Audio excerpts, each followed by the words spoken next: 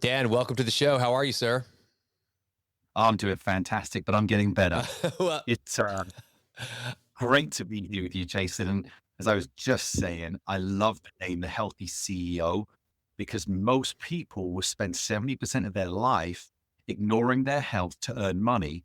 And the last 30% of their life spending all that money trying to regain their health. And we can have both at the same time.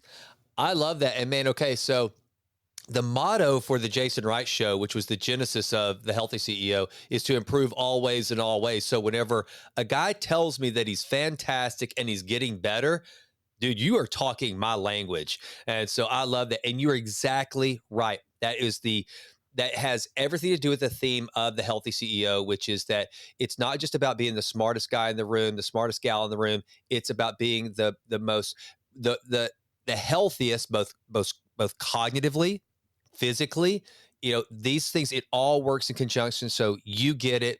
You're my guy.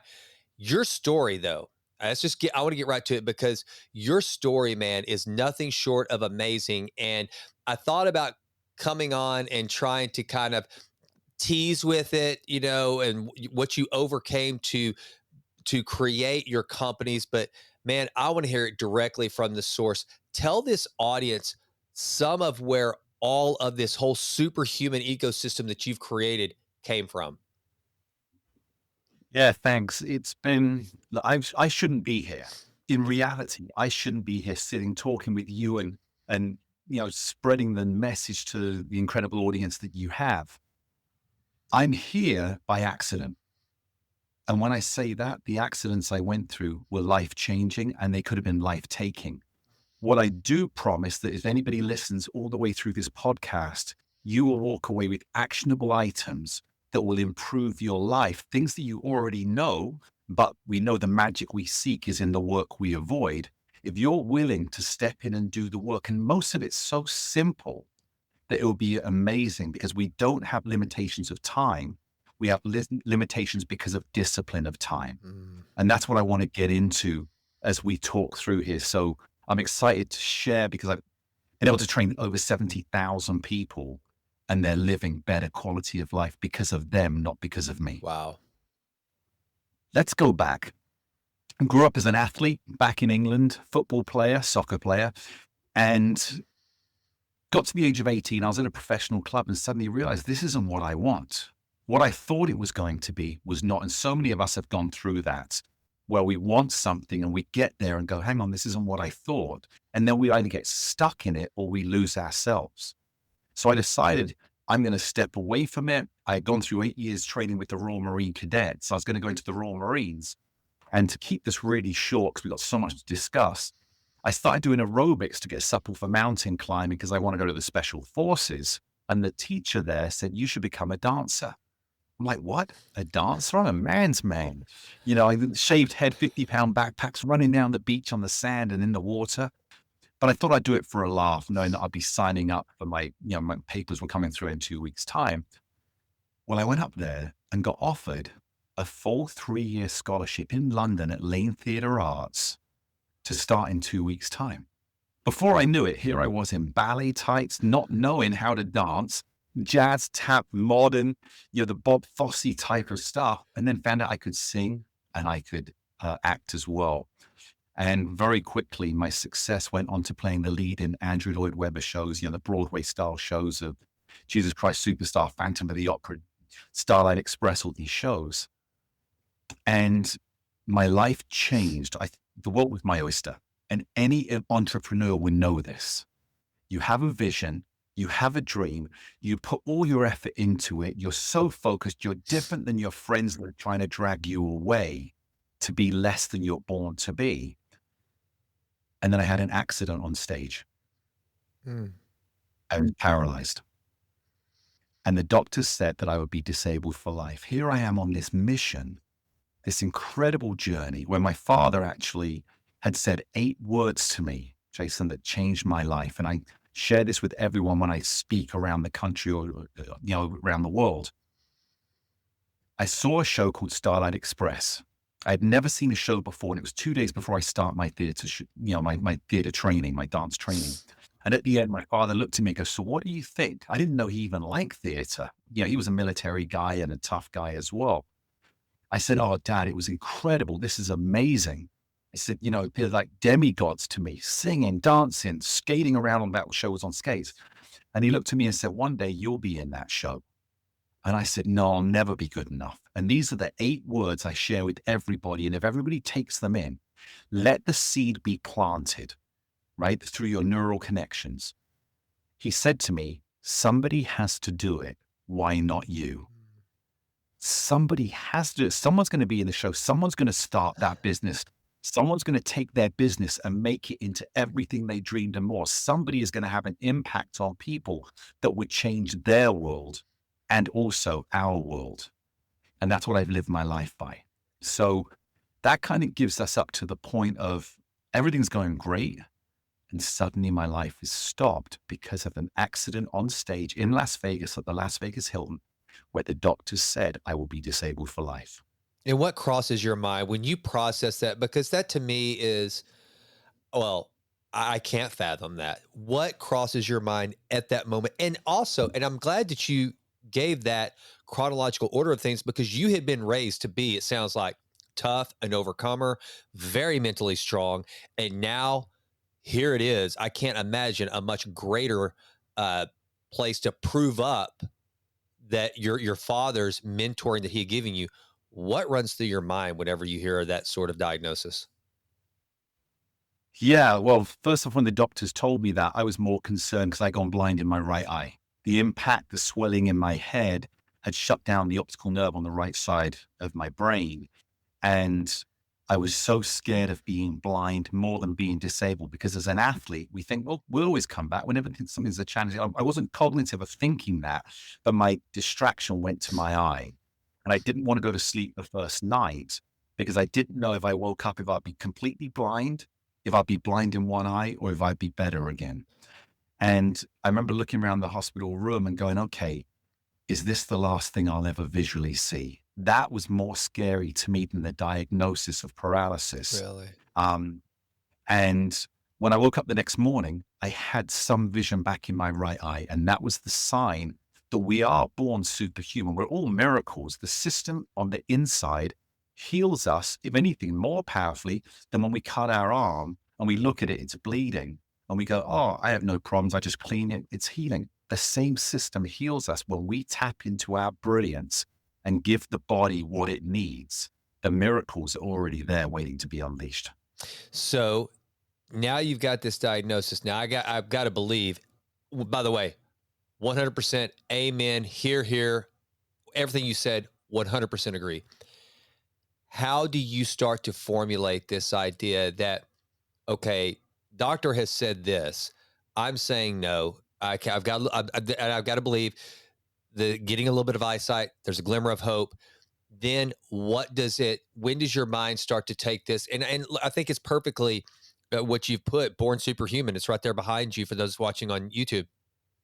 When does this superhuman mentality start to take effect and how does it manifest in your day-to-day behavior? Yeah, great question. First of all, I just want to just say born superhuman is not about me. It's about all of us. So when people hear my story, they go, oh, he's born. No. We're all born superhuman. We just need to get or remove the walls that have been built up by society around us to realize we're way more powerful than we even give ourselves credit for. And remember as kids, when we were growing up and we would go, oh, I'm so much more than people are seeing. I know I'm more. And no one was seeing it. And slowly we're numbed down or dumbed down to believe we're only what people see. But there's an inkling inside of us that still has that fire. And that's where I say we're all born superhuman. Let's tap back into it. I just want to clarify that. Love that. So, thank you. Going back into how do things change? Well, I was actually very blessed because I was given the worst doctors. So back in Las Vegas, when this happened, the hotels own all the lawyers. So they didn't want to fix me. They wanted me to sign this piece of paper. And the piece of paper was literally, you're going to be disabled for life. You'll get $200 a week for the rest of your life from workers' comp. Just sign here. Well, I came to America to perform. I didn't come to America to be in a wheelchair and not come back. But maybe if I had had great doctors or doctors I believed in, I may have trusted their prognosis. But the doctors I had were working for the insurance company because it was cheaper to disable me than it was to fix me. And when I knew they were doing the wrong things, I knew I had to take on my own existence and find the solution for me, because nobody else should or would care more about me than I should. And so I started fighting back. They literally didn't pay me for 18 weeks, not one penny. I had a wife at the time. I was putting through college. I was financially stuck. And they knew if they drained me, I would have to sign the paper. So I went back while I'm sitting in a chair, and I went through over 6 months of physical therapy at the hospital, 5 days a week, just trying to learn how to put a nut back on a screw. Once the feeling began to come back, and that was my first sign, I began to feel tinglings in the end of my fingers, in the end of my feet. And so I'm like, okay, there's action happening. And for any entrepreneur, whenever there's movement, there's potential possibilities, Yeah, right? for sure. And so that was internal within me. Started coaching soccer, took on a team that had never won a game. They were the third ranked team in their age group in a club. So you got the number one team, the number two team. I was like the third tier. And in 7 weeks, because of my knowledge of football growing up back in England, I took them to third in the state in 7 weeks. Wow. Where suddenly I was making a name for myself. I became a head coach on the Olympic development program in Nevada. I became Nike Coach of the Year, Youth Coach of the Year. I started my own nonprofit. I then got taken into California in the west of America, and became known as Hollywood's expert to the stars. Most of the movies, soccer movies you will have seen, whether it's Will Ferrell's Kicking and It's the first Screaming one I or was going to say, Dan. I love kicking and screaming. That's awesome. there. And then She's the Man with Channing Yeah, Tatum is yeah. another one. These are all my movies. And by this time I was back physically because I just went to work. It wasn't sitting there. There's a saying that I love that covers all aspects of life.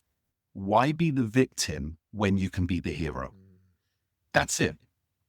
Everything that happens to us in life is a gift if we wrap it correctly. And we'll get into the business side, which I've got dynamic stories of business, of failure to success and success to failure, and what we learn along the road. But I knew if I took care of my health, I would be in the best position to perform in any walk of life to my highest level of potential, provided I added to it the ingredient of learning. Mm. As long as we continue to learn, we can't lose. Every failure I had was just a learning experience because I didn't see the failures. I saw the lessons. And any great, entrepreneur is going to turn around and say, I've experienced it, I've witnessed it, and I live it. So I want to fill in some color here. How long did it take from the time doctor says you're not going to walk again, might be blind in one eye, you start to see a little bit of eyesight, and then you become Nike Youth Development Coach of the Year? Between how long did it take you to get back on your feet again? What was that time span like? To be fully back was about a year and a half as far as physical activity. Okay. And then moving on from that, I would say I was trying to get back into show business. I shot a bunch of movies, was fortunate enough to work with some great actors and had a life-changing moment where I actually had a really good role in Kicking and Screaming, which would have changed my acting career because then you're on the screen, you're seen as a legitimate actor because you're opposite Will Ferrell, Robert Duvall and stuff. And all that got left on the cutting room floor because they wanted to release it as a PG movie. And my scenes, we brought in actors from Saturday Night Live. It became PG-13, and Universal Studios didn't want a PG-13. So they cut my scenes out. If I had been in there, I would be on a completely different trajectory in life.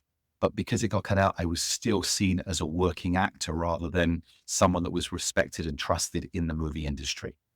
So that was about another, I'd say 3 or 4 years. And then my life really changed probably 10 years later. All the soccer stuff was done. I'd been sponsored by Nike for 8 years. Under Armour came in and I was a spokesperson for Under Armour, helping them launch their soccer line for 10 years. And that was a brilliant experience because here's a company that was valued at $500 million trying to get to $1 billion. And I was part of that process and team to see the inner workings that in those days was the hardest transition. Now, because of global economy, structure, social media, it's not so hard to go from 500 to 1 billion because of the potential outreach. We didn't have that at Under Armour at the time. So let me ask you this. So you're going through this into that 12-month period where you're overcoming just personal obstacles to just do the smallest things, but also you're in a, like you said, you're in a really unique position in that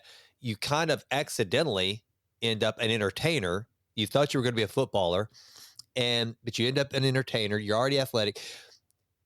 What do you think? And again, imagining the person on the other side of this camera and or microphone, they hear this, and on one hand, you've got a lot to live for in that you've kind of found yourself in this cool ecosystem of entertainment where that's like that most people can't even dream of, especially. And by the way, coming from the UK into America, I know that's a huge leap. That, at least that's what I've always seen and heard. Even the Beatles, the Beatles were like, you guys are great over here, but you got to make it in the US and then you'll be solidified historically. So you had done that. And now all of a sudden you get this setback. Do you think what drove you was more the survival, the wife, getting through school, you needing the money, and so you're like, this is sink or swim and I refuse to sink? Or was it, I look, if I can get this going, I have a lot of opportunity here. I can't let this go. It's almost that fear of loss, which I think we're more driven by than we are. Goals are unbelievable, but fear of loss is a real powerful motivator, which I think you've got that.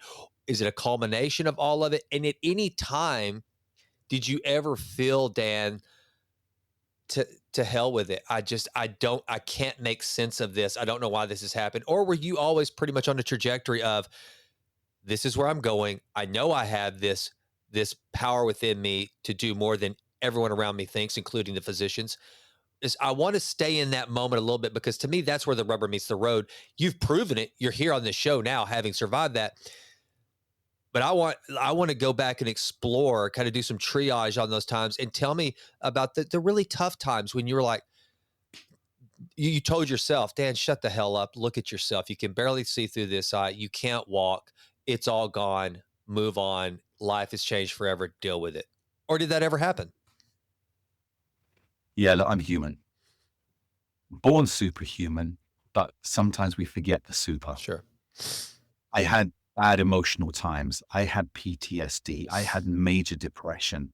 Here I had always been this athlete, overcoming everything. And suddenly I'm at the mercy of other people. There was a time that when they were withholding my money, it was about 12 weeks in. And I'm sorry, we lost your money. Oh, I'm sorry, we sent it, it got returned to us. I'm sorry. I honestly say, if I had had a gun, I probably would have gone and shot someone. That's the level where I was at, because they were destroying my life. And when we're at the mercy of other people because of the society we live in, and they're holding us back, and you can't get out of it, I had nothing. I was a puppet to them. There were times that I was struggling and saying, do I want to do this? In fact, maybe we'll talk about it a little bit later, but I had a situation in life because of business where I did want to end my life. And that's further down the road. But I'm a huge believer in resilience is built through challenges. And when I look back on it, it had to be part of me, because I didn't develop it. It came out of me, the desire to fight, the willingness to step up. And I don't believe any entrepreneur that's chasing their passion doesn't have it, because it's too hard a life. It's much easier to work for someone else's dreams than it is to work for your own dreams. And you go home, you can turn off the phone, you can sit down, you got your paycheck, your hours are done, you're free. We don't have that. But I think where it really discovered in here, Jason, was when I became a head coach on the Olympic program, and I'm mentoring so many players and international, soccer stars and stuff. The only difference between a great player, and a good player is mindset. It's really how we handle what comes at us. I didn't realize at the time that I had an incredible mindset. And if I may, I'd like to go into this a little bit deeper. Absolutely. Everyone listening, yourself included, is going to reject me right now. I know, because I'm going to go against what we've been taught since we were born. Right? So when I say this, You're going to reject me. What I'm going to ask is not to accept what I'm saying. I'm going to ask for you to keep an open mind through the conversation, because this is life changing. When I teach this to people, I've had people that have tried to give up smoking for 30 years, give up that moment. Alcoholics, stop drinking. People that are struggling, stop their victimhood and become their own hero. It is one thing that's so simple. So just please will you agree to keep an open mind? 100%. Absolutely. This is it. In life, we don't have choices. And that's it. Now, when people turn around and say, well, of course I have a choice. I can do this. I can do that. This is what I do. This is what I don't do. I say, okay, that's how I used to think until after I decided I didn't want to live anymore. Had an incredible experience when I actually went to end my life, which is kind of dramatic. And then spent 4 years in depression coming out for this to become a reality. I studied it. High performers don't have an option to not be a high performer. It's how we're made, it's how we're wired. We can create it. It's not a choice. We're born that way. So I look at choices in two aspects. It's either an ego builder. Hey, look at what I did. I made this choice and look at the success that came to me. Look how great I am. It was my choice because we want to do it. That's our ego build. Or it's an excuse. When we go in there, oh, I did this, but I didn't know this and it didn't work. And now, the choice I made, it didn't work. It becomes an excuse. So it's either an ego or an excuse. That's the difference in choices. However, I change that around and say, we don't have choices in life. What we have is character. We cannot do what we don't want to do unless it's part of us. Or if we try to stop doing something that is part of us, it's because we haven't set our character to be non-negotiable. So if I said to you, Jason, here we go, here's a line of cocaine. Go ahead, take it. It's the best. I bought it in from Colombia. What are you going to say? Absolutely not. Not going to touch it. Hang on a minute. You didn't even think about it. Okay, so the option's there, but it wasn't a choice. Nope. Why wasn't it a choice? It does not. When I offered it to you. It does not match my character and or my identity-based habits. So it does, and that's mainly it. It does not match my character and who I am. It's like telling an elephant to go do ballet. There's no choice of the elephant saying ballet or not. Elephant can't do ballet. Yeah, right. So I'm with you. This is I'm dialed in. So everybody would turn around and say, well, of course you got a choice. It's yes or no. No, it's not a choice because my character's set. Now, to any business person, any entrepreneur, anybody that's got a mission and a goal, we self-sabotage by making decisions that are against our goals, but are part of our character. Now, we can't develop choices, but we can develop our character. So now we can make a decision. I'm stronger than the urge to do or not to do. That's who I am. So when we keep making the same mistake, it's not because we're making the wrong choices.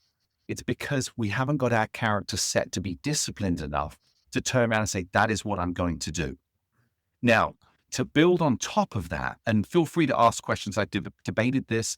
I've seen the success. I've trained people through my specialty is the brain, right? Because we're going to come to that accident that happened back in 2018. That was brilliant.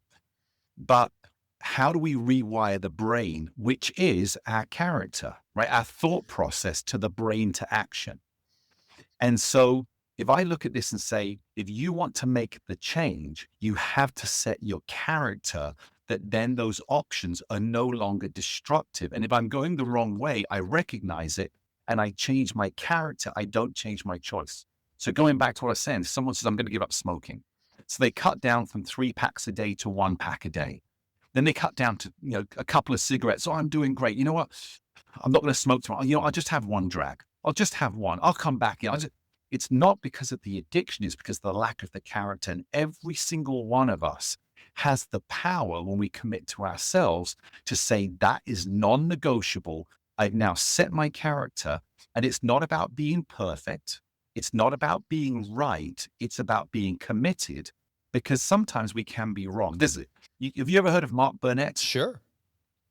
Okay, so Mark was on my board of directors.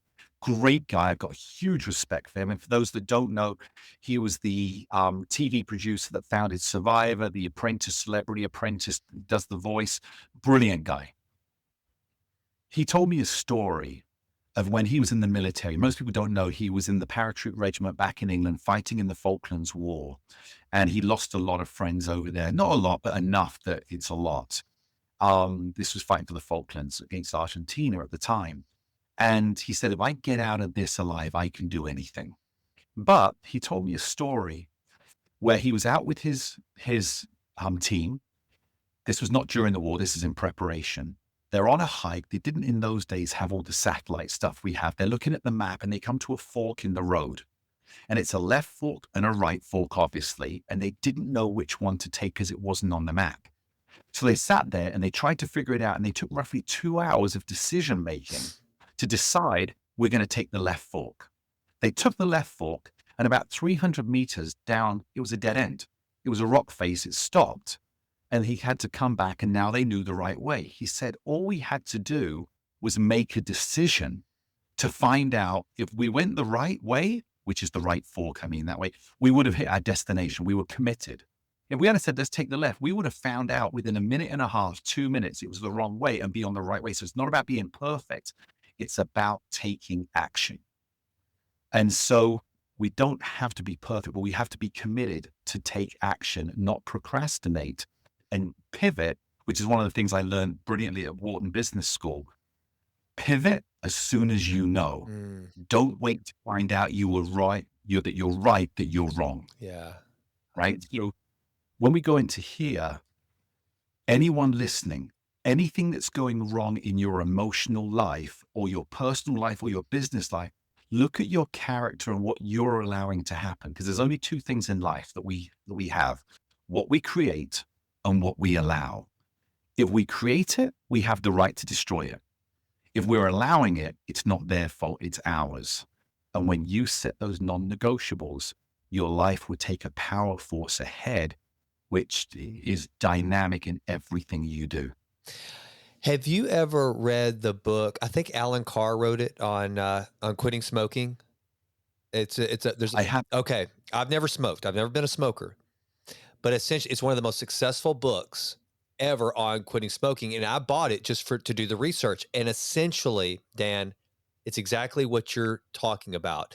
And all I'm going to say is I'm not going to give any new revelation to this other than just to concur with you. I can tell you the most powerful thing in my life has been developing who I am, who my character is, and then trying my best while failing times. I will make that decision that is contrary to my character on some issues. Some of them are just non-negotiable. I don't have to think about it, and I don't do it, and it happens less and less.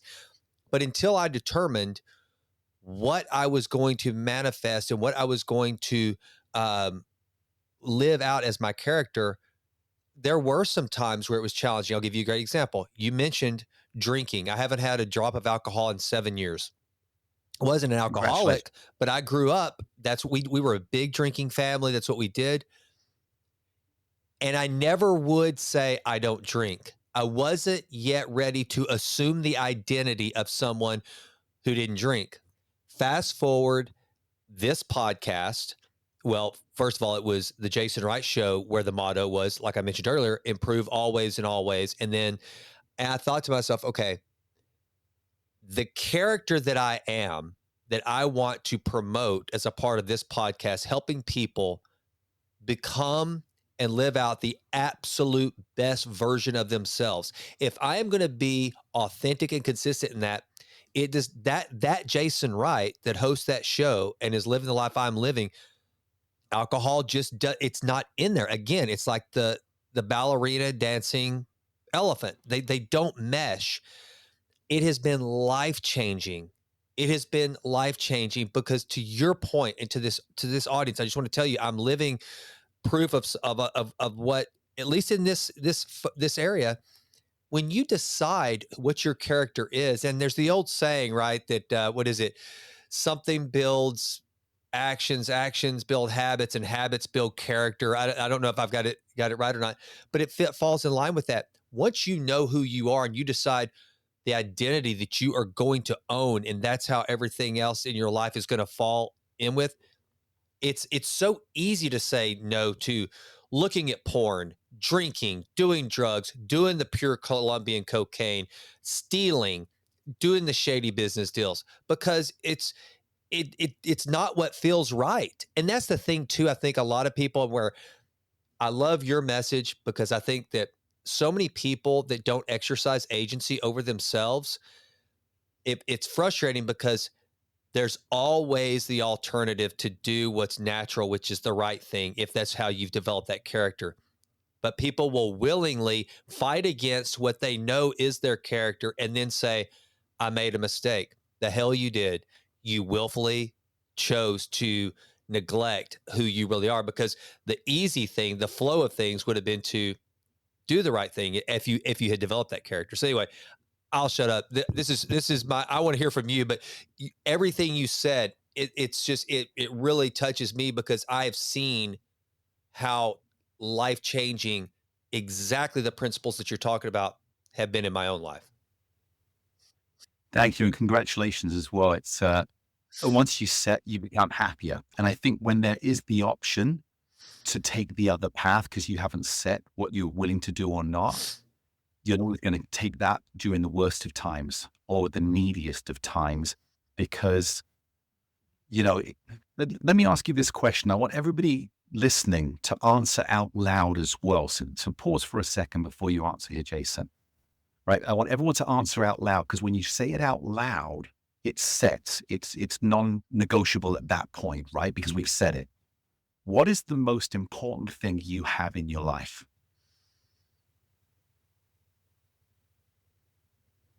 Go ahead. So I would. There's two things that come to one: my salvation. I am a follower of Christ. Then, or my wife and my children. It's going to be those. Those are going to be the ones that would be my immediate gut instinct. And that's beautiful. And I know that people listening will say many different things, from their children to their health. Some people, I talk to some ladies like, oh, my bags, I love my bags, right? It's that type of thing. So I put it this way, the most important thing you have in life, and I'm going to tell everybody, and this is a non-negotiable, is time, Mm, right? The most important thing we have is time.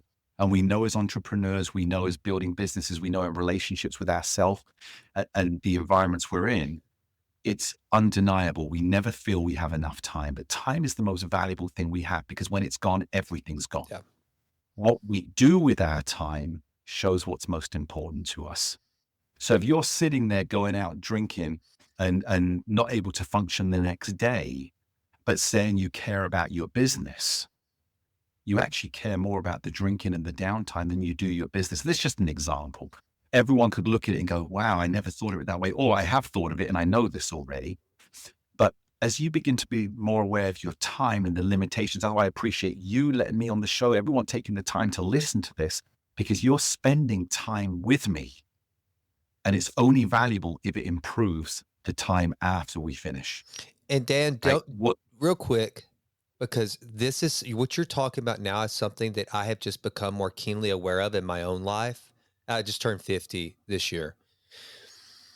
And when you start to value time, as you're exactly right, the most valuable non-renewable resource any of us have, then every day does seem like a gift, which sounds like I've dealt with some of the things that you've dealt with regard to wanting to take my own life and stuff. And so to be at a place now where you truly value life versus look at life as just something you're just getting through till it's finally over is a very beautiful thing.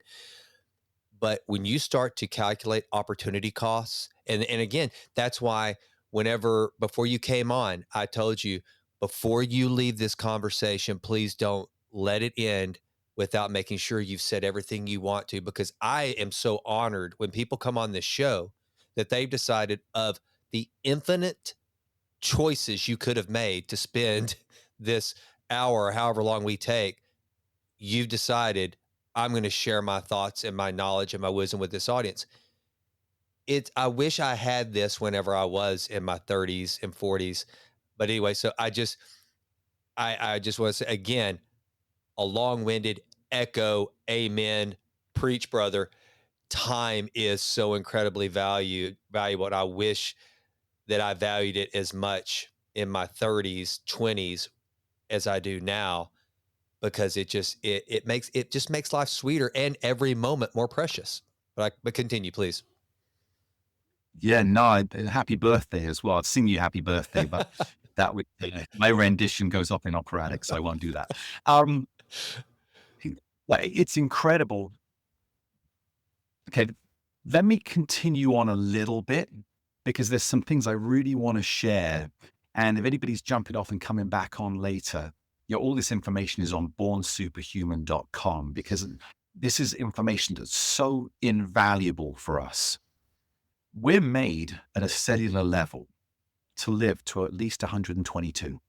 Right. And we're talking about functional. We're not talking about the American perception of lying in a hospital bed on a life support machine being pumped full of drugs. We're talking about action and activity. Let me go to a pretty dark place for now, because this is kind of where things led to. I've been gifted to have at least 5 life-changing moments, accidents, which would have taken my life. So I opened a business, a sports performance training center in LA, training professional athletes. That was part of a passion. I had the number one nonprofit organization for kids, where I put over 400 kids into Division I schools. I have 40 players I've taken from youth to professional soccer around the world, based in America and then being transferred overseas. And the one thing that was the deciding factor is mindset, which we talked about earlier. And I have the 7 pillars of natural health in order of importance. The importance mindset is number 6, but I teach it first because if we don't have the right mindset, the rest will not fall into place with the discipline and consistency that we need for success. So I just want to preface that before we start the story. So I opened this business. I had a Russian business partner who came in as an investor. And this was my first real adventure into real entrepreneurship. I created soccer skills training DVDs. I was the number 1 seller around the world. I was on QVC selling more than 2 a second, just off of the idea of I can do.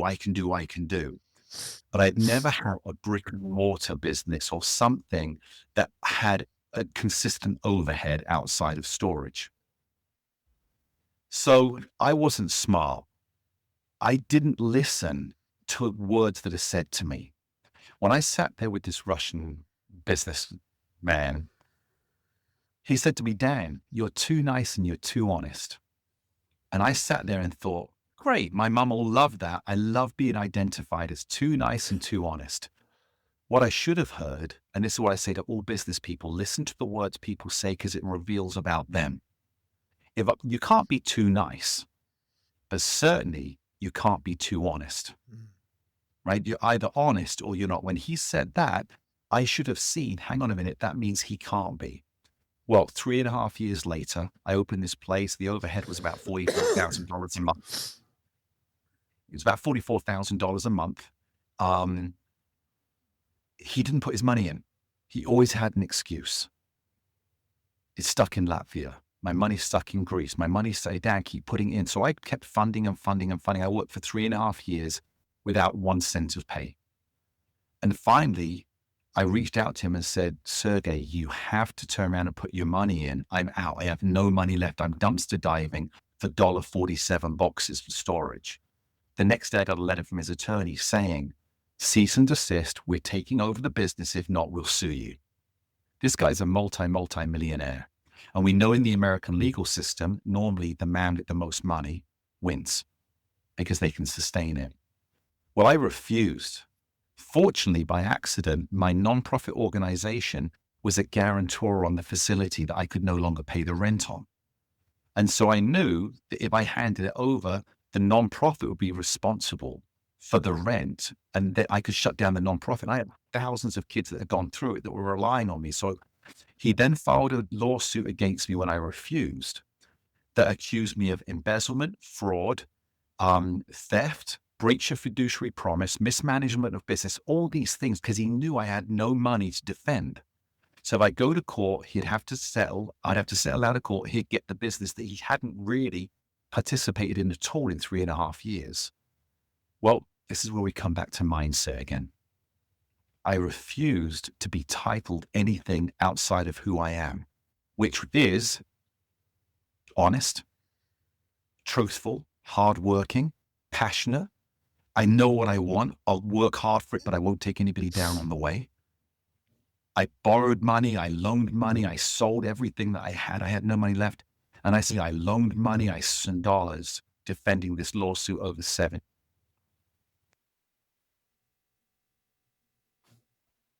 A lot of money. He, like I said, vice president of the Russian Lawyers Union. He knew exactly how to take people down. So every time I turned around, I would be handed another lawsuit or another, what are they called? Subpoena, another lawyers. He had different lawyers coming in and out. And I actually trained myself not to react to my name. So if someone walked up and went down, I'll turn around, and I was handed it. So I had to learn to not, respond to my name. So after about 4 years, I lost the business. I actually handed the business off to another company that would take it over to continue the work that I was done. I was done. I couldn't continue anymore. I loved racing bikes. Bikes was my passion. I'd gone on a road trip for a month just to get away. I had guns pulled on me, as threats and all these other things. And I decided I'm done. I'm going to ride my bike for the last time to the top of this mountain in Santa Monica, and I'm going to jump. So I started going up this hill that I used to race up. I was a very, very good cyclist. I couldn't even get up this one place called The Wall. It's about 18, 19% incline. I had no energy. I was already dead inside and no passion, no will. So I got to this place. It wasn't even the top of the mountain. I got my bike. I threw it in the bushes on the side so nobody would see it. And I walked to the edge and I'm looking down. And a voice said, do it. Just let go. It'll be over. Because I had suffered now for many, many years. I'd lost everything I had. I never really suffered. But a voice on the other shoulder said, Dan, get back on the bike and get to the top of the mountain. And I was like, nah, I don't want it. I can't do this anymore. Jump, get back on the bike and get to the top of the mountain. No, I edged closer. My toes are hanging over the edge now. And I wanted someone to push me. I just wanted to end it. I wanted that voice to stop. And it said, Dan, get back on the bike and get to the top of the mountain. Well, eventually, obviously, I turned around and came back. I got my bike out of the bushes.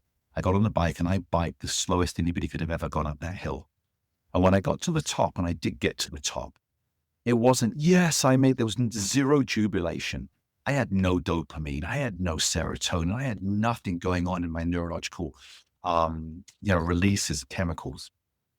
But a voice came inside that said, and I live with this today, if the pilot light is still on, the flame can be immense. If the pilot light is still on, the flame can be immense. I had to add fuel. I had to add gas. I had to add something. I didn't know my purpose. I didn't know why I was still here. And I went down that mountain as slow as I went up. I used to race down at 40, 50 miles an hour. I'm going down at 3 miles an hour, numb. But those words didn't leave me. I didn't know what was coming. And I went through 4 years of depression after that, of still finding things to do, going back, coaching soccer, taking a team, to the national state championship, all these different things. But I was still numb inside. And this is when I started having revelations. So I created a product by accident that I had actually started helping a gentleman by the name of Bob Eubanks. I don't know if you know who Bob Eubanks is. Yeah, of course. Yes. Bob had come to me. He was 79, was falling a lot. And I had written a movie. We're down at Netflix pitching the movie, and he couldn't get out of the chair. So when we're walking out finally, and he's doing what I call the senior shuffle, the hunched over short little shuffles that most people do when they're aging. I said to him, what are you doing for working out? And he goes, I go to a physical therapy 3 times a week. And I said, what do they have you do? I do 20 bicep curls. I do 10 squats against the wall. I get on the bike for 15 minutes and then they massage me for half an hour. And my exact words for him were, Oh, so they're helping you die slowly. And he goes, what do you mean? I said, they're making you comfortable. You're dying. And I didn't mean to be that abrupt, but I cared about Bob. I said, let me train you. So I started training Bob with a product that I have. It's the Total Balance Company product. It's that when I launched it, we did 13 million in sales in the first 16 months, Oh, wow. which is a pretty good, I created the product. I was the CEO. I was the president. I was the founder. Yeah, this was all my product that I created by accident because I recognized in Bob, with anybody, they'll say, if you're losing your balance, strengthen your legs, strengthen your hip flexors so you can lift your feet, strengthen your core, you'll walk better.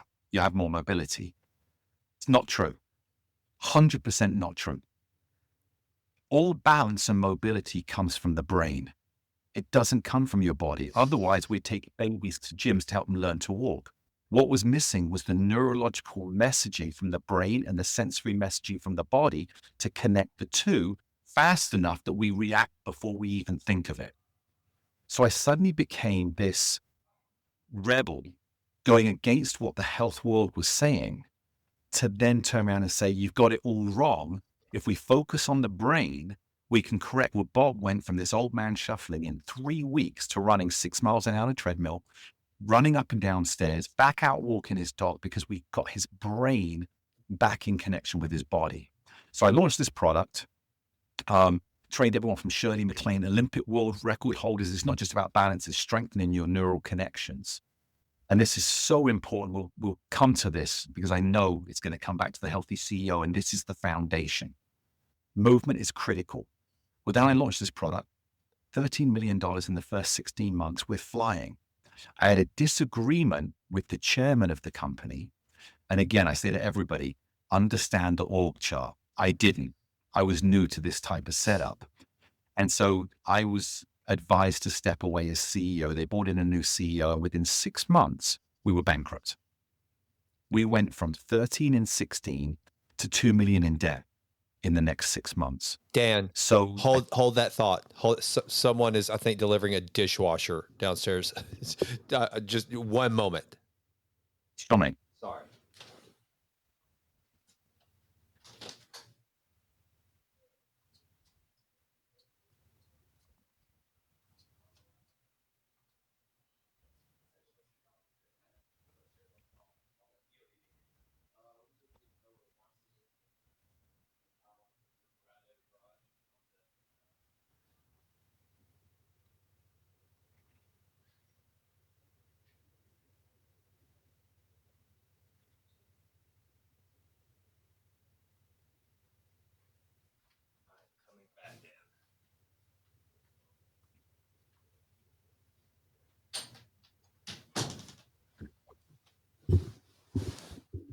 I am so sorry about that. That's the downside to working out of my home office. I try to make sure that everybody treats it as though I'm far off, but every once in a while, whenever your wife wants a new dishwasher, it can't be helped. I love it. Okay, so everything bankrupt. So I came back in, was brought back in to try and turn the company around. I looked at what the other CEO had done. Our cash flow was obviously gone. Our overhead was incredible. He had basically come in and bought people to believe in him by just paying them more. I had to let go pretty much 98% of the workforce. I kept 3 people in the business. I had never done this before. So I had to then look at it and go, how am I going to save a company? I have no experience. And all the investors were kind of jumping out, and they still helped. Don't get me wrong. They still helped, but I was on my own. And I'm going to give some tips here for people that are in business of actionable thought processes that save me. So I went to Wharton Business School online, and this is now going into COVID. I went through their whole entrepreneurial program. I graduated as their exemplary student out of over 300 participants in there, which I was very proud of because I never went to college. It was a dynamic learning that the most important thing for a successful business, number 1 is team. Number 2 is team. And number 3 is team, right? I had a great team to launch. I had the worst team to scale. Mm, And you have to look at your makeup and say, I limited my chance of success because I went for the quick fix or the quick launch rather than the long-term plan. And how do I have that? It doesn't mean to say you can't bring someone in, but as the old adage says, hire slowly, fire fast. Not because you don't like people, but you don't have a business, they don't have a job anyway. right. So I came back in, and this is a story I'd love to share because it was dynamic. We owed over $100,000 that had been taken on by bringing in programs to Bank of America. We had bought in this system. Bank of America comes in, they buy the debt on the loan.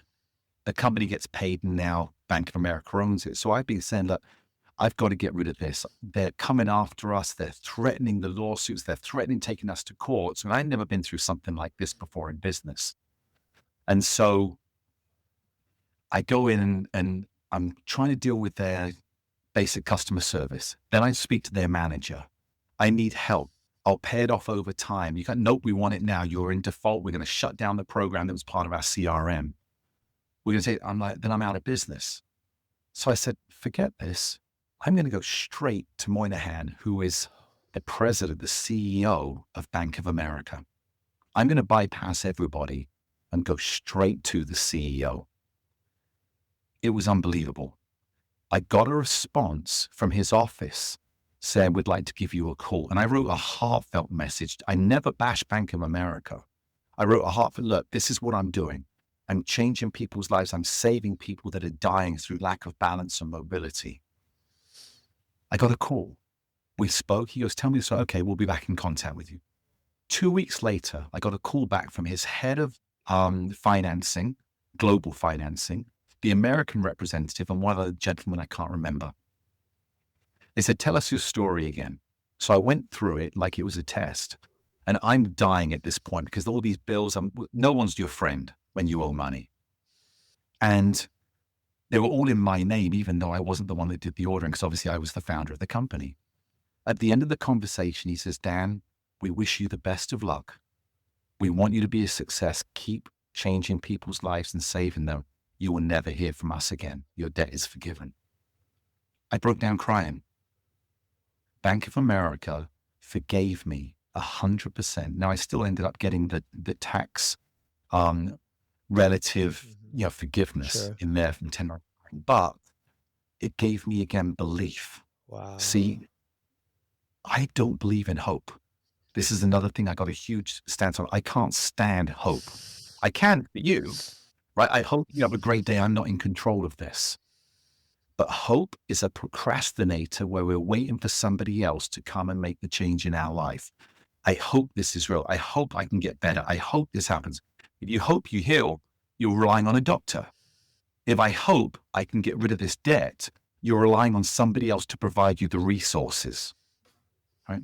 I believed that things will work out if I can stay in there long enough and keep pushing with integrity, the honesty, the passion, and the truth of what I'm doing. Because people feel it. We have our mirror neurons. That was the first day I believed I could save it. And now I've taken that company, I've rebranded it, relaunched it. We're about to go into a relaunch next month where I've got incredible results with people with Parkinson's, MS, ataxia, stroke survivors. Like I said, athletes, world record holders, because if you have a brain, your body needs it. And if you stop working, we talk about congratulations on your 50th. The work we did when we younger pays off for a certain amount of time. But if we don't keep exercising and incorporating the 7 pillars of health that are critical, we cannot perform at our highest level. And I just want to end that part of it by saying I beat the Russian guy in court. It took me 7 years. I won the case. He paid me to settle out of court before we actually got there. And that goes down to the power of resilience, mindset. But when you know you're speaking the truth, it will always arrive.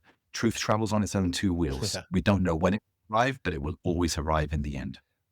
Wonderful, wonderful. And I got to tell you, one of the things I plan to order, what is the actual product called? Remind me. The Okay, the so balance. The one I'm talking about is the balance yeah, board. You'll probably get the Pro 360. We have 3 different levels. Okay. There's one which is the Balance 360 up, which is for those that are aging or losing their balance because of lack of activity or, just not moving enough. Right. Then we have the Pro 360, which is for athletes that want to have a stronger neural connection and keep the neurochemicals firing in their brain, which is essential for performance. And then I have the Neuro 360, which is for people with, stroke survivors, Parkinson's. I got a whole program that says anybody in their program with Parkinson's have the board as part of their program because of the difference it makes in pushme.com. So my mom had a stroke 5 years ago, and so that's why I want to order her the product, because I think that it would be very helpful for her. And one of the things too that you're echoing is Peter Attia is constantly talking about on his pillars of health, that balance is there. We tend to, and we lose balance the older we get, and that's so one of the reasons why I wanted you on the show is the closest thing I have to a hobby is I mentioned is health, wellness, and longevity and health span. And that's one of those things that I'm trying to incorporate more into my training now is balance work, because to have that mind body relation. And that's the thing too, Dan, that one of the things that you've kind of touched on that is so critical that a lot of people forget is that our bodies are a use it or lose it proposition. If you don't use it, it will assume it's not needed and deteriorate. But if you continue using it, then it's ready. It's like the car that always starts. Now it may take a little longer depending on what you do, but that's one of the things. If I'm always encouraging people, just keep moving. But balance, the thing that you're touching on right now, is one of those that people completely neglect. They don't think about getting on the Boosa ball or whatever it is, or one of your 360, your balance 360 boards or anything.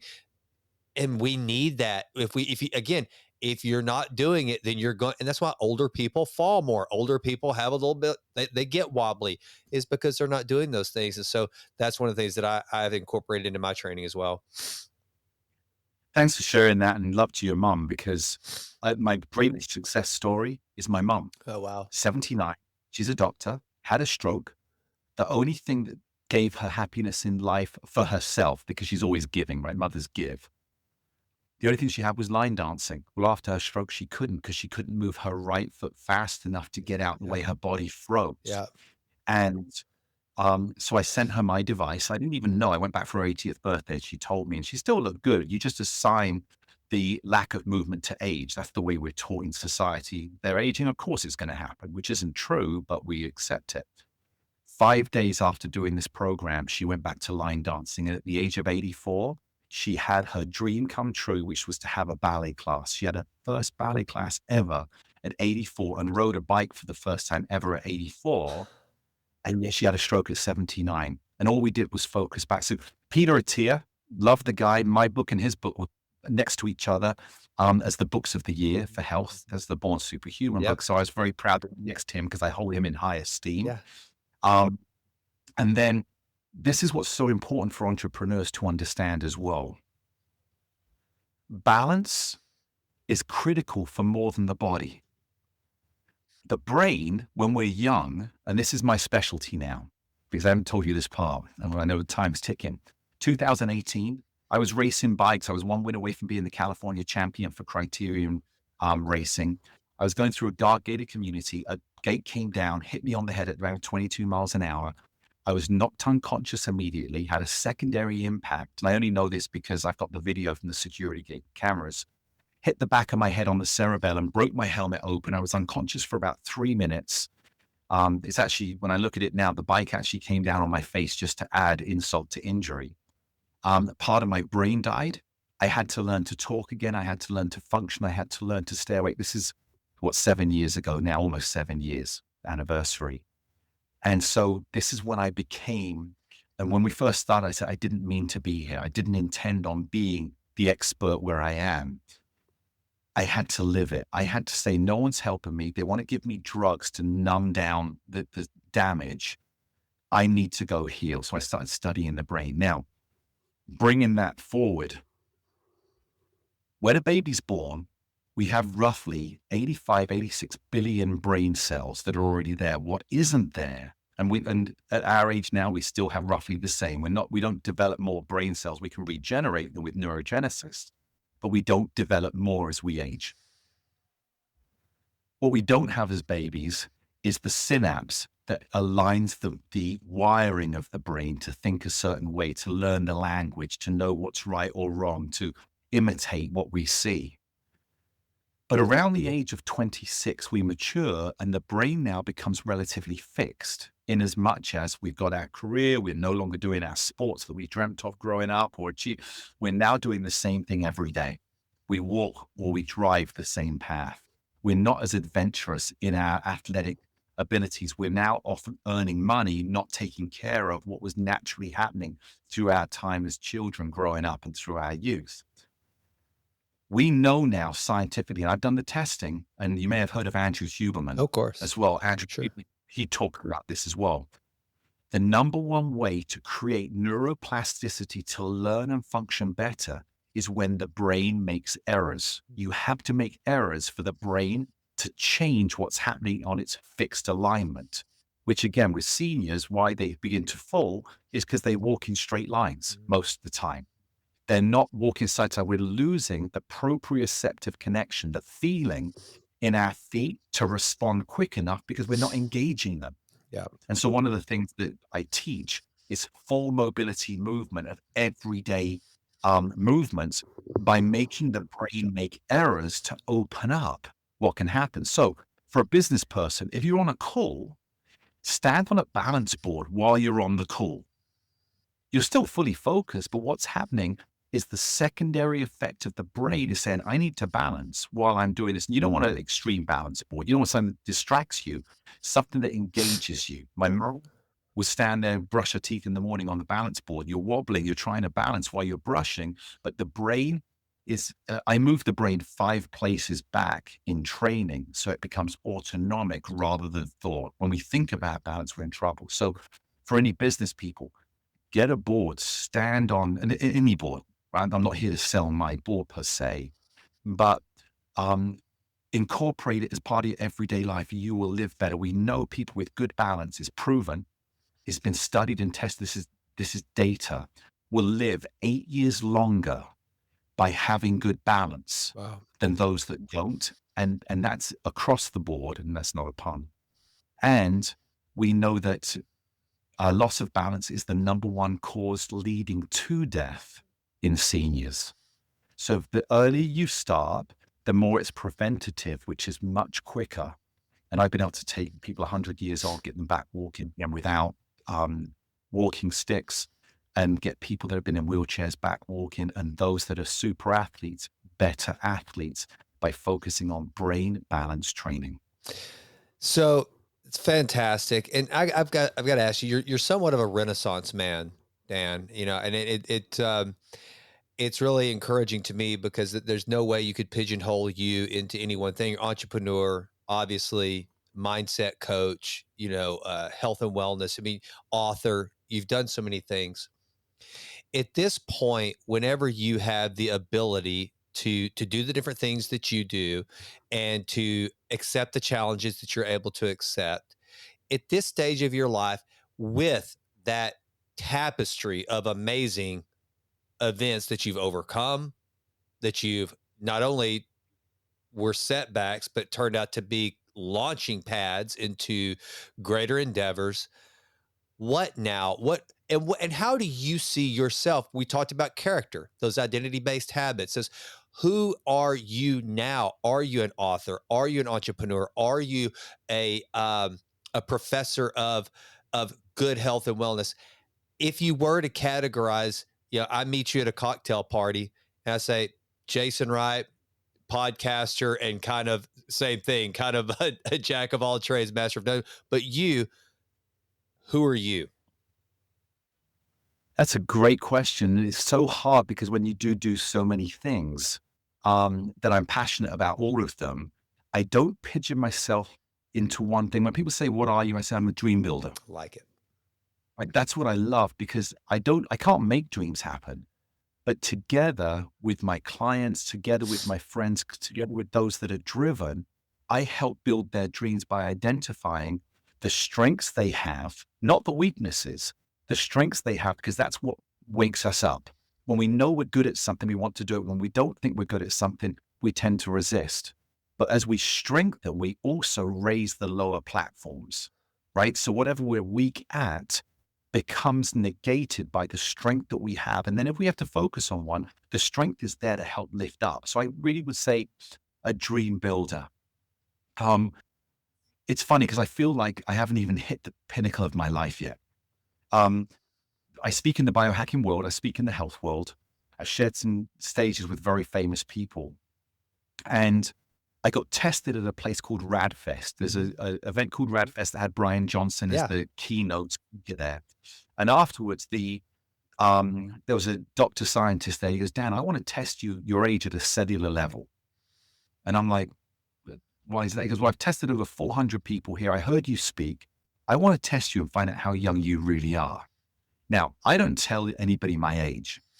And there's a specific reason for that. And we'll step into this after I finish this part. But he tested me at the cellular age. I was the third youngest he'd ever tested from chronological age to cellular age. I was 19. This was 2 years ago. Wow. I was 19. I would tell people right now, that's way younger than I am. And everyone's like, what are you taking? What supplement are you taking? What are you doing? I said, well, I don't take anything. I'm a huge believer in hydrogen water. I take hydrogen water. I have other supplements. There's another one through Nanogenesis Labs, Eon C60 and Mind Expander that I take, but it's all natural. There's not one drug involved in it. I believe that we support the body's needs. We don't replace or become dependent on an external supplement or drug. And he said, well, how? What is it? I said, it's mindset. I said, it's all mindset. We are what we think. Now, I know this kind of cheesy. Ask me how old I am.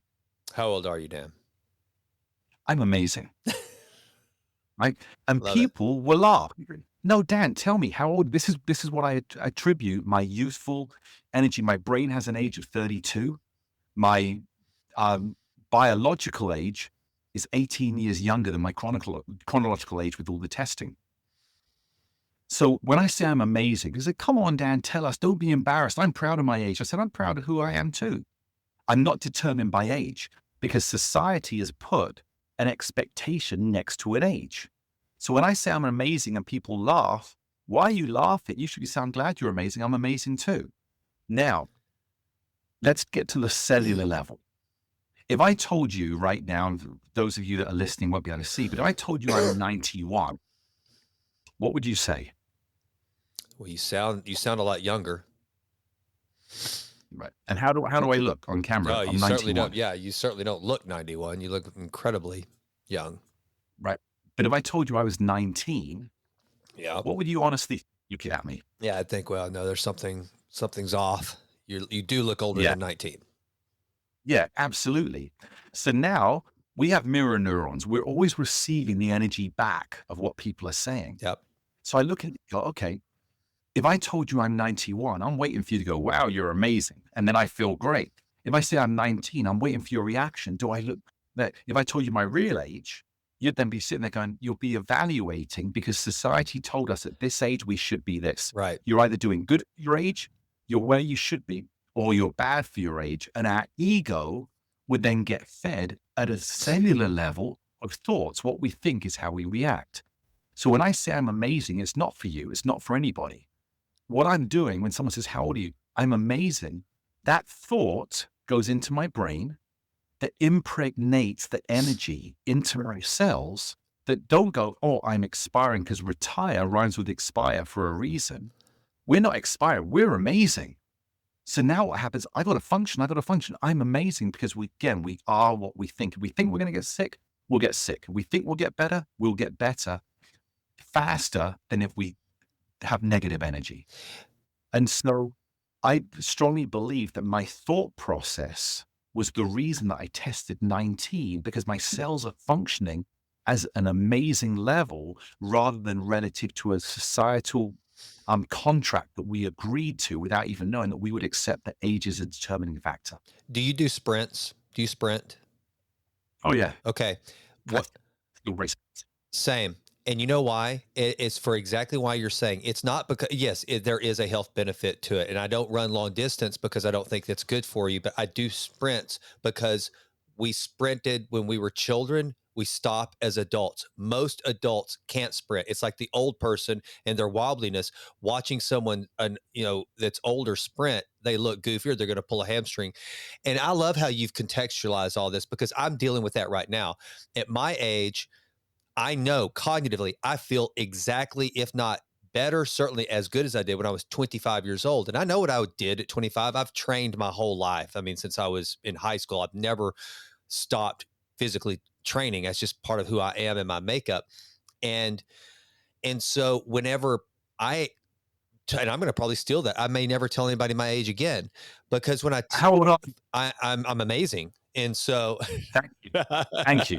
so Love it. and so but the thing is, when I say it's almost kind of like what we were talking about earlier, Dan, when I say my chronological age, it is so distant from my activities, the things I can do, the way I think, the way I feel.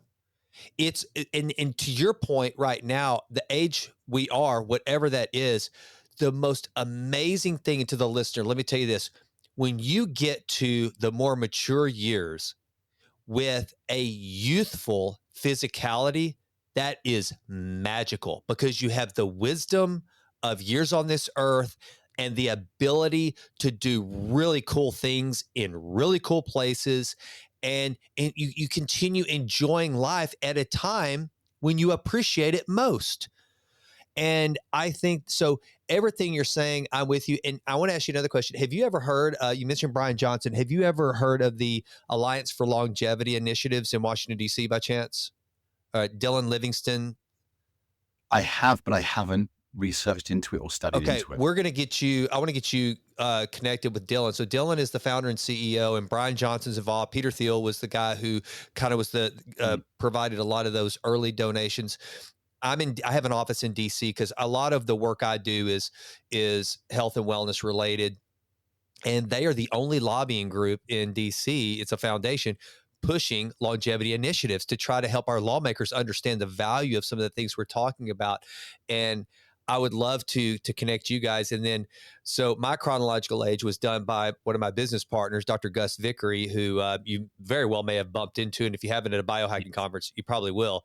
Wow. You have, okay. So Gus is like, Right. he's one of Great my guy. closest friends, and so and business partner. As a matter of fact, I'll be talking to Gus Friday about our company, and that's one of the things that he and I are constantly talking about is that you don't the age does truly just become a number.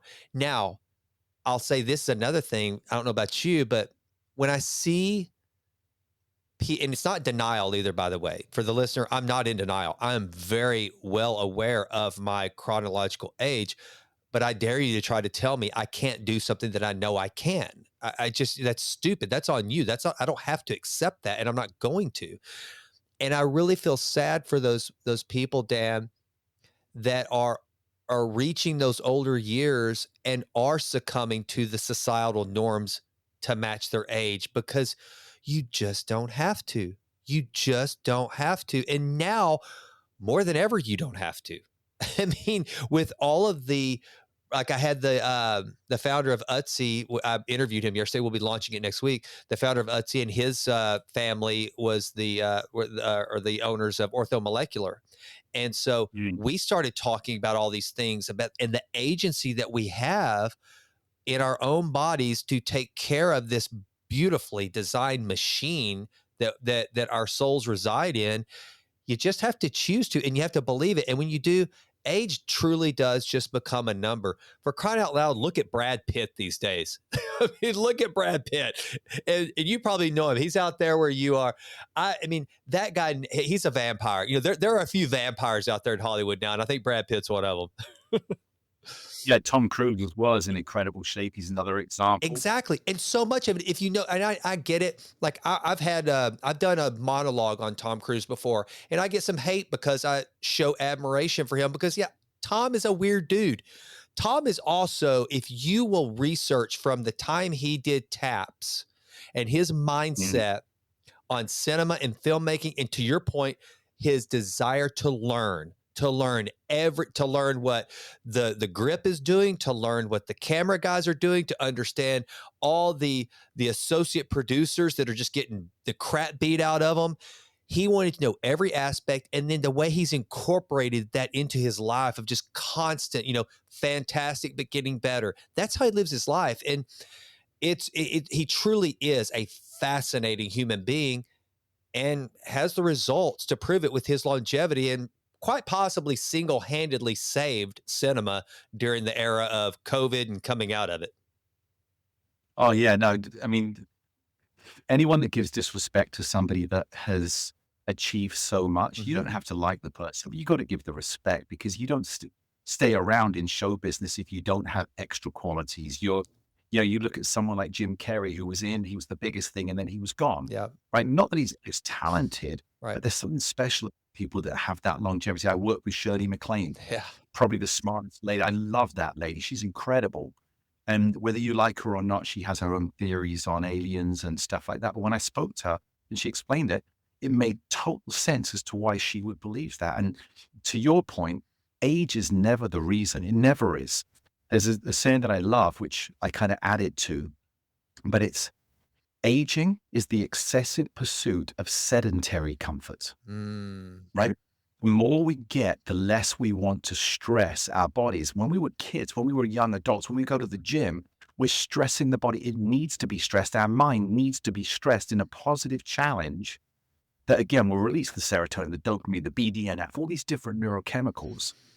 But we don't tend to want it. But I don't believe aging is the excessive pursuit of comfort because there's nothing wrong with going out, doing your sprints, coming back and sitting in a nice sofa. right. It's what we're doing in between Yeah.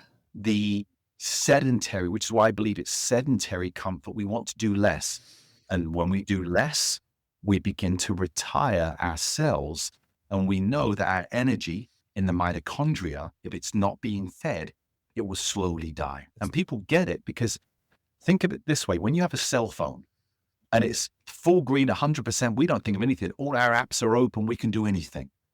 As the energy begins to go down and we hit that red line where it's 20% left of battery, we're running around trying to recharge it. Well, the same's happening to our body, but we don't do the things that we need to recharge the body and give energy to the mitochondria. So as you say, and I 100% agree, we are all miracles. The greatest technology in the world is your brain. Mhm. Your life force is your heart. Your power force is your brain. And yet we ignore them and don't give them what they need until we've gone past the point of support and now we're in regenerative, state, which can be tough. Yeah. I'd love to touch, because I know time's ticking here. I'd love, if possible, to touch very quickly on the 7 pillars of natural health. And we'll go through these really quick because I Please, want to make sure I absolutely. leave. So I created the 7 pillars of natural health, having, again, trained tens of thousands of people, I say world record holders. And I say that because a lot of people listening are not in a conscious state of need of health right Right. now. Their focus is their business. So I want to say this isn't for old people. This is for everybody.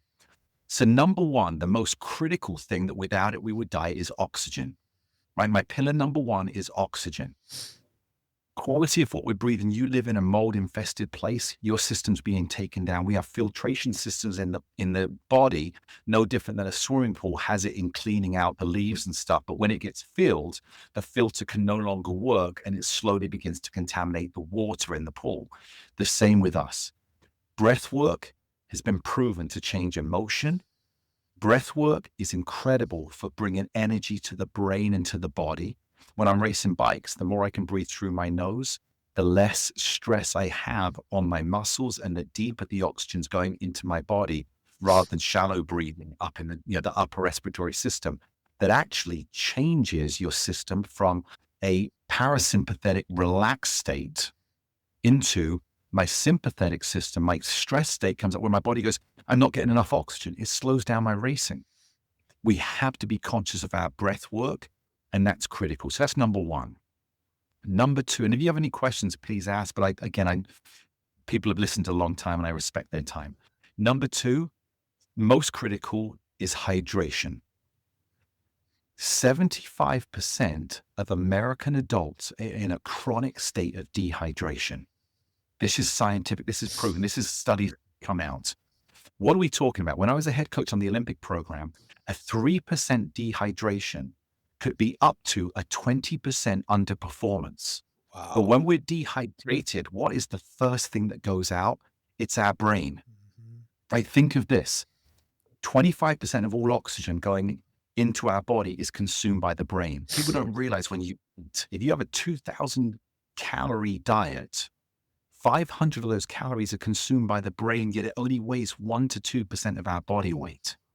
So it's so important that we hydrate, because the brain will start to shut down different parts of the brain. It will actually shrink as we go, and it will start destroying brain cells to allow it to function, which is why when someone's dehydrated, that's probably the reason they're forgetting things. Their memory is going.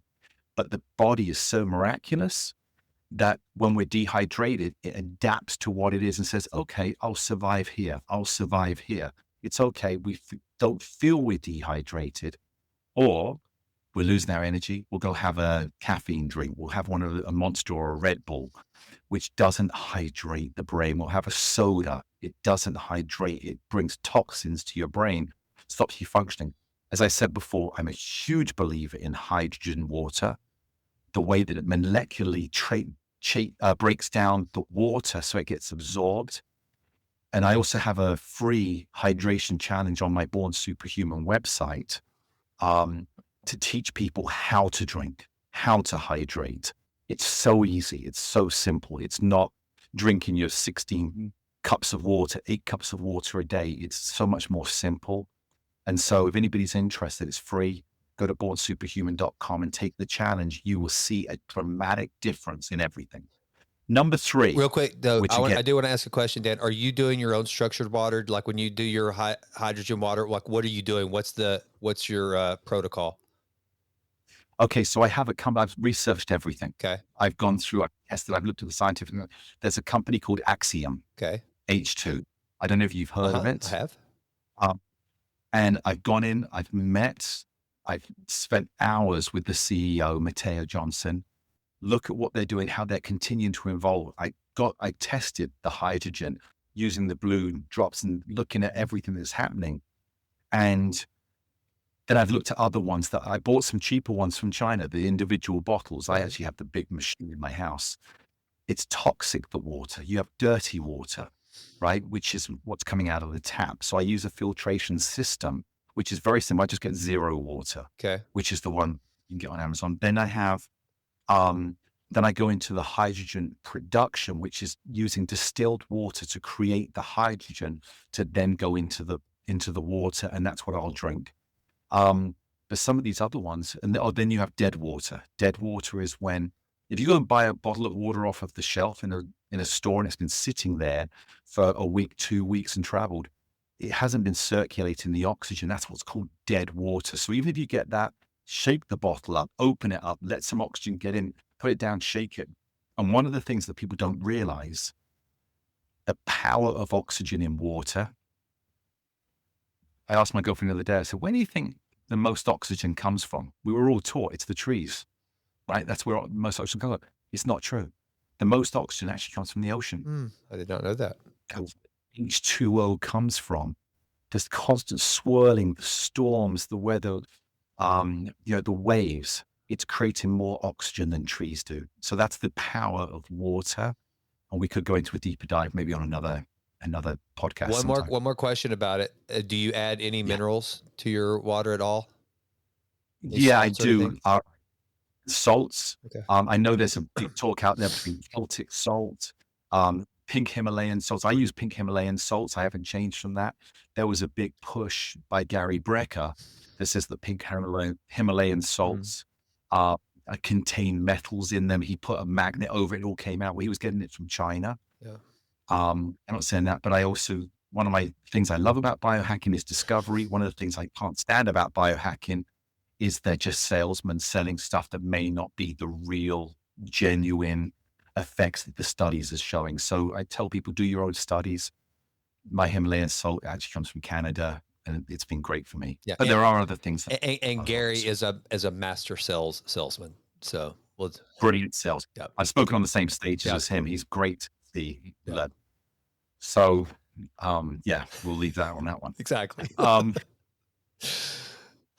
Then we got, first off, we got oxygen, then we got hydrogen. Next is sleep. Sleep is critical. It's when the brain detoxes, we sacrifice sleep for work, but it's been proven your brain will function better on 6 hours of good sleep and 14 hours of work. You'll get more done than taking 4 hours of sleep and working 20 hours. And your health will go down. It's so, I can't emphasize enough. And what people, I just had a great meeting with Dr. Krieger, Maya Krieger, who was the sleep expert that discovered sleep apnea. And we were talking, everyone's different, everyone's unique, right? We don't all have the same body clock, but if you use the circadian rhythm of sunlight and sunset to set your body, that 2 hours sleeping before midnight for a vast majority of people, that 10 to 12 window will give you more healing, more REM sleep, more deep sleep to recover than the 6 hours midnight and 6 a.m. Yeah. So discipline to sleep at the right times to give your body the recovery. It's huge. Yeah, 100%. That's number 4 is nutrition. People will say, well, wouldn't nutrition be more important than sleep? No, because you can go 40 days without eating, but you can't go 40 days without sleeping. Your brain, or you'll kill yourself. Yeah. That's why it's in the order of importance. And I want to give a tip here. I changed on one word my nutrition. Because when we're hungry, what do we naturally do? Eat. We eat, Mm-hmm. right? That's what. So I'm hungry. This is my communication, of which 80% of communication for hunger comes from the gut to the brain. And with all the changes that have happened, and thank goodness we're changing the health system now when it comes to nutrition, we actually stop the communication of saying we're full. The brain doesn't feel what's happening in the gut anymore because of chemicals in the food. So choose wisely what you're eating. But this one word changed everything. When I'm hungry, I changed the word from eat to nourish. As soon as I impregnated my brain with that word nourish, I stopped looking at cookies. I stopped looking at potato chips that I could eat bags, no problem. I stopped looking at chocolate for that quick energy. And I suddenly started being attracted to fruits, to salads, even though the first couple of days was tough because I still had that addictive urge to have that taste that's been part of my life. I dropped from a 21.2% body fat to an 8.2% body fat just by chewing, without trying to lose body fat. Yeah. Just by chewing. My visceral fat went from a 9 to a 3. Wow. And for those listening, visceral fat is the fat that surrounds your organs, that stops them functioning or constricts them, and slowly will ease out the ability of oxygen to heal or take care of you. Number 5 is exercise. Now, I believe exercise should be part of every day of your life. The level would depend on what's good for you, and we're all different. But I would say do things you love, don't do things that you're told. So if you love to dance, but you're told to go to the gym, put on the music and dance. Yeah. Do that, because the gym, you'll quit. Great advice. Do things you love. And if you love to hike, go hike. You don't need to go to the gym. There's millions of people all over the world that have never set foot in a gym that are super healthy. But if you love going to the gym, that's great. Move and stress the body in a positive way and have fun doing it. Number 6, which is what I teach first, is mindset. Mindset is critical. And if you look at everything that we've done, nothing costs money. All this stuff is free. Either you want to accelerate it or go to a deeper level. Yes, there's going to be money that needs to be spent for example, the Axiom that I use, or a Brain Tap, or then Eon C60 and stuff. But I invest in it because of the results. But I didn't need to. I just like going to a higher level. And then mindset, I teach it first because if you've got a great mindset, you'll do everything. It'll be dynamic. And the last one, which is critical that nobody really brings up, the seventh pillar to natural health is challenges. Mm, If we don't challenge ourselves, we will slowly decline and deteriorate. The challenges could be anything. It could be a 60-year-old going back to college and wanting to go and get a master's or get a degree or study something. Could be someone saying, I've never done theater before. I just want to go be in a local theater show. I'm going to audition. It could be someone saying, there's a mountain I used to climb. I want to do it. Or I just want to go to the beach and walk on the sand. I haven't for 20 years because I'm scared. yeah. Yeah. I'm scared I may fall the sand under my feet. Do the work, but set the highest goal. So if you say, I want to go climb a mountain, choose something that, or select something that it challenges you, that you have to do the work. Some people will say, I just want to walk around my block one more time. Well, that's not a big enough goal. Set something that inspires you. If I could do that, I'd be so proud of myself. The dopamine release would be incredible. But if I say I'm going to go walk that hill that I know I'd never walk again, but I'm going to train, walking around the block is going to be part of that training.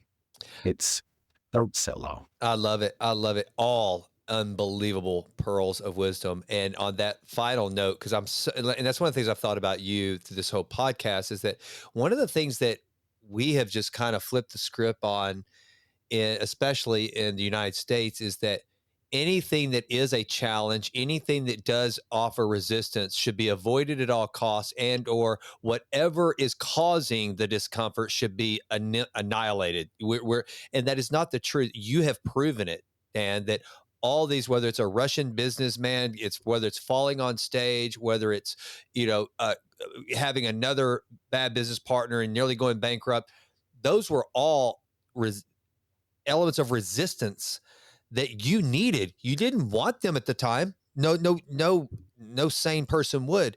And we've all been through those things in our lives and it is true that what doesn't kill us does in fact make us stronger. And I guess that was Nietzsche. Nietzsche had some things right and some things wrong. And that was one that was absolutely true. And I think that you remind me of Michael Easter's book that was so popular, the Comfort Crisis, where he talks about these things that we've become too comfortable, and the challenge aspect. So, have you read that book by chance? I haven't, but Okay, I'm going to now. Comfort Crisis. You will totally dig it. It will be your language. And one of the things it discusses in the book is that these guys, it's a challenge that you give yourself. And to your point, it's don't just go around the block. It's you make a challenge, and there's a name for it. I can't remember what it is. You create the challenge for yourself, but you make it such that whatever you think the challenge is, double it. And if you do it, don't tell anyone you're going to do it. And if you complete it, do it. Don't tell anyone that you've completed it. It is just yours. So in other words, if it's to go and do a 20-mile ruck, go say, okay, my goal is a 20-mile ruck. So the really just drop dead would be a 40-mile ruck. Here I go. I'm going to strap on 45 pounds. I'm going to go on a 40-mile ruck. And you just keep it to yourself. You know when you're going to do it. It's the challenge. And we do have to simulate these things. But I know, I've been stuck on the side of a mountain before thinking I was going to die in the foothills of the Himalayas. And that was one of the greatest moments ever for preparing me for the mostly ease of life that we have. And whenever you simulate and you create those challenges and you create those instances of great resistance, when the real ones that are absolutely going to happen in all of our lives come, you're much better equipped to deal with them and do exactly what you have done, which is see them as mini classroom sessions versus kind of the Viktor Frankl, what is my purpose in this? What is happening here? Instead of just, oh, woe is me. I'm being tortured. This is awful. Life sucks. The universe is aligned against me. No, this is just what is my purpose in this moment? What can I learn from this? What can I take from this to make myself better? All wonderful, wonderful wisdom. Every level has its own devil. I like that. Face the challenge, we're stuck at that level. Yeah. That's what I'm saying. Everything is a gift if we wrap it correctly. And anyone struggling in life, and we're all struggling in our own way, whether it's on goals orientation. I want to move faster. I want to get there. I want to help more people. I want to build my business. I want to make 10 million, whatever it is. We all have a struggle that's a resistance, but we know we only get stronger with resistance. Yeah. And so I urge people, anyone listening, when you come to the challenge, it's okay to have a down moment. I normally put a time frame on it. Okay, I'll give myself half an hour to be upset or, angry, and then I'm going to move on. That's when we find out. That's when we find out who we are. Yeah. Why wouldn't you want to find out who you are? So accept them. Don't look for them. But when they show up, know that you can overcome them if you do the right steps. And then it's always the journey that is more enjoyable and dynamic than the end result. The destination is never better than the journey, provided we take it with the right people. Could not agree more. Dan, this has been, we were right, man. We just chewed up an hour and a half like it was nothing, and I could keep going. This has been so enriching to me. I know the audience as well.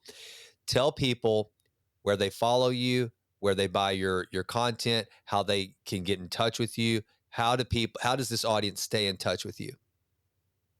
Thank you so much. And again, I just want to thank everybody for listening. And for you, Jason, thank you so much for having me on here because it really is an honor and a gift to be able to share what I've learned. And you've provided a beautiful platform. Um, I love mentoring people. If people want to reach out, come to me directly. My email directly to me is dan@bornsuperhuman.com. If it's a business issue, if it's something I've gone through business, I've had major success, I've lost it, I've built it again. I've got incredible business contacts that I've learned from as well. I'm always happy to share that information. Um, you can go to bornsuperhuman.com to learn more about. If anybody there listening wants me to come in and speak to their company, I love doing keynotes. It really is. I have an incredible presentation, not because of me. I'm just fortunate enough to be able to present, having been on stage for many years, performed live in front of over 5 million people. I love speaking because I love personal engagement. So that's bornsuperhuman.com. My balance training brain activating system is at totalbalancecompany.com. Okay. My books are Born Superhuman and Get Your Balance Back. You can get those on Amazon. And if you want to follow me personally, you can go to Dan Metcalfe with an E _official, which is on Instagram. But I really like in person, getting on calls, talking with people. But I'd in person, getting on Okay. calls on Superhuman.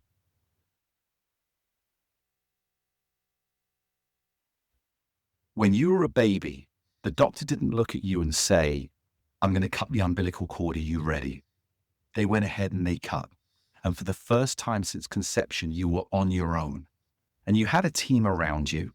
There were people that were helping support, but ultimately, your system kicked in. Your very first breath was painful. You've never had a breath before. And when a baby takes its first breath, and it gets really like there's a pain. So what does it do? It breathes shallower after that because the system recognized pain and said, I just need to keep the oxygen going. Look at what you came from. Look at what you've developed. Look at how you've evolved. From a baby having no self-sustenance outside of the mother to taking on your own life to where you are today. Everything you were born with is exactly who you are today, but you have more knowledge, you have more abilities, you have more teams around you that can support you when you ask. Believe in yourself, trust in yourself, unleash the miracle within, take care of you, take care of your body, your brain, and follow your passion because you are born superhuman. Now live it.